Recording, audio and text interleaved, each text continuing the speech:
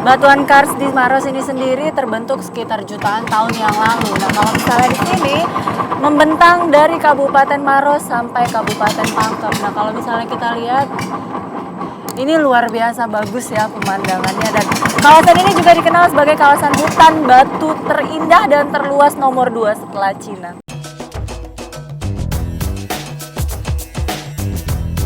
Indonesia memiliki banyak bentang kars. Kawasan Kars Maros merupakan salah satu kawasan kars tropis yang memiliki keunikan berdasarkan sifat ekologi dan ekosistemnya.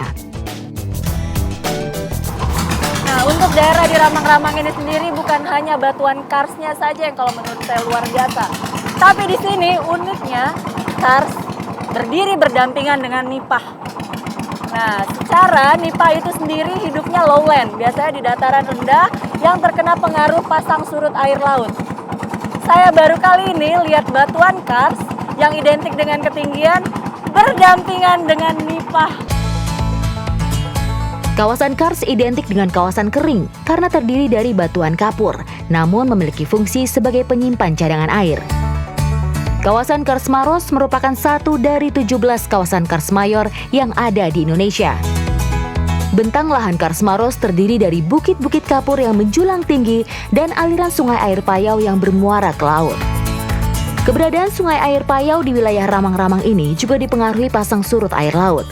Maka tak heran jika di sepanjang alirannya banyak dijumpai pohon nipah.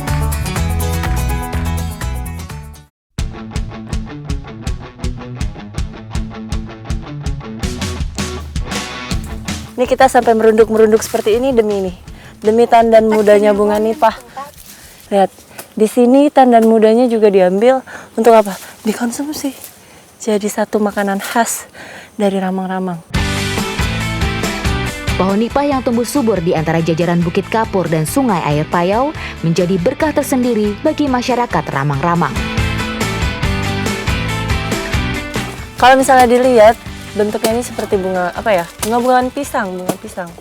Nah, habis ini saya mau ditunjukin sama Bu Bungko sama Bu Kena masakan khas dari Ramang-Ramang. Ini lawar bunga nipah. Sudah? Ayo kita ke rumah.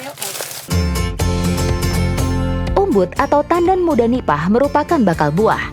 Di daerah lain, buah nipah biasa dimanfaatkan untuk dikonsumsi layaknya kolang-kaling maupun disadap untuk diolah menjadi gula nira.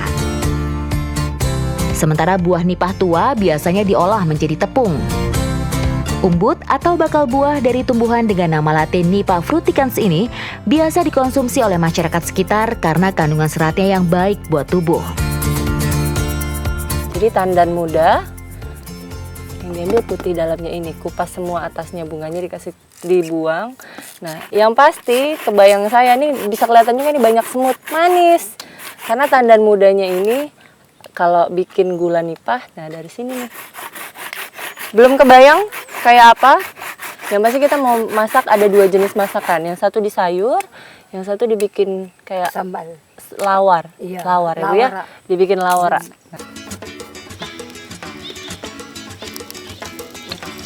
Pengolahan tandan buah nipah yang masih muda layaknya mengolah umbut dari famili palem-paleman lainnya.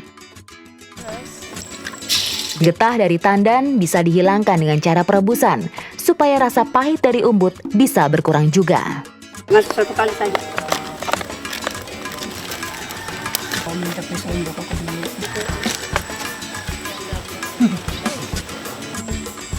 Ini satu-satu terus. Udah tahu. Oh, boleh ya satu-satu gini ya. Coba ya Bu. Iya, coba. Lihat dulu. Ya. Saya pernah misal do. Kesan ro minta pannya kan. Ini kalau misalnya dilihat tuh dia seperti ayam suwir bentuknya. Tapi kalau rasa begitu masuk ke mulut rasanya seperti jantung pisang. Iya Bu, makasih. Ya. Begini ya makannya ya, Iya. dengan nasi panas begini ya. Ini merupakan salah satu panganan alternatif yang kalau misalnya suatu saat kita bingung mau makan pakai apa, nah nih gampang dicari, bahan bakunya mudah dijumpai di sini. Ya itu tadi makanan khas dari Ramang-Ramang, buah nipah. Adanya pembukaan lahan baru menjadi ladang sayur membuat area hijau seperti hutan semakin sempit. Pulau Lombok yang berada di perbatasan cuaca relatif basah dan relatif kering ini sangat sensitif terhadap perubahan musim serta cuaca ekstrim, seperti banjir dan kekeringan.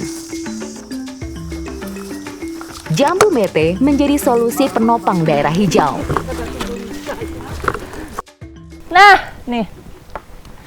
Jadi buah jambu mete ini bukan merupakan buah asli dari Indonesia. Ini awalnya dulu dari Brazil dan ternyata cocok ditanam di sini. Dulu ini sengaja diplot untuk mengatasi tujuannya reboisasi. Jadi kalau sebagian daerah Indonesia itu kering, nah ditanam ini maksudnya biar nggak kering-kering amat. Jadi lumayan hijau. Nah, ini berarti sukses nih. Ini di sini lumayan hijau-hijau. Jambu mete atau jambu monyet ini akan tumbuh subur di wilayah yang mendapat sinar matahari serta curah hujan yang cukup. Tumbuhan tropis ini biasa dipanen setelah pohon berusia 3-4 tahun. Ketika pohon sudah tumbuh buah semunya. Masyarakat Desa Rempe biasa memanen jambu mete yang sudah tua dan jatuh ke tanah dengan istilah memileh atau yang berarti memungut. Nah, karakter unik si jambu mete ini, kalau dia ditanam di tanah yang mengandung banyak air, gitu, nggak ada nih, nggak ada metenya, nggak ada monyetnya. Tapi kalau dia ditanam di tempat kering, uniknya justru tumbuh metenya. Pokoknya kalau di Indonesia sendiri, daerah NTT, NTB ini memang banyak. Lombok, Sumba, Sumbawa, Larantuka. Kalau di Jawa, Wonogiri yang banyak.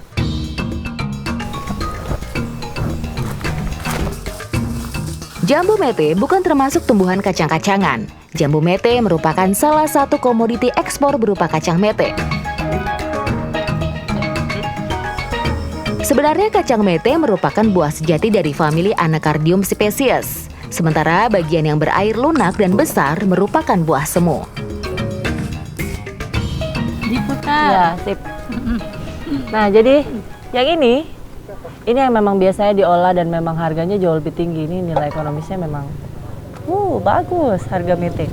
Tapi kalau ini juga sekarang dimanfaatkan untuk dibikin abon. Olahannya abon. Nah, jadi kalau dulu ini nggak dipakai buat apa-apa, ini cuma untuk jadi pakan ternak aja. Tapi sekarang, nah itu tadi, inovasi.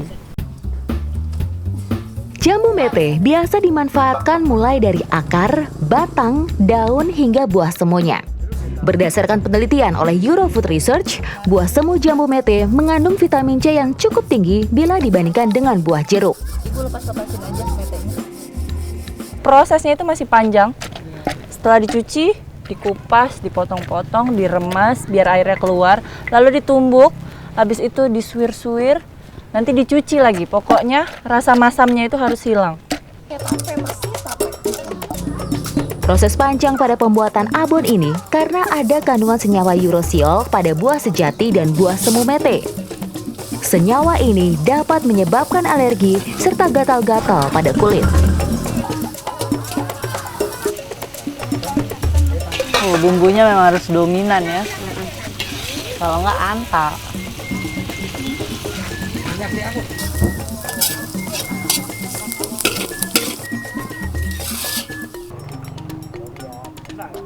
Selesai. Mari kita makan.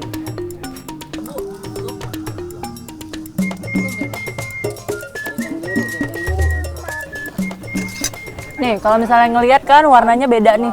Ini yang tadi cuman kita tirisin pakai tirisan aja ya, Bu. Nah, tapi kalau untuk di packing, kalau misalnya buat dijual lagi, nah ini.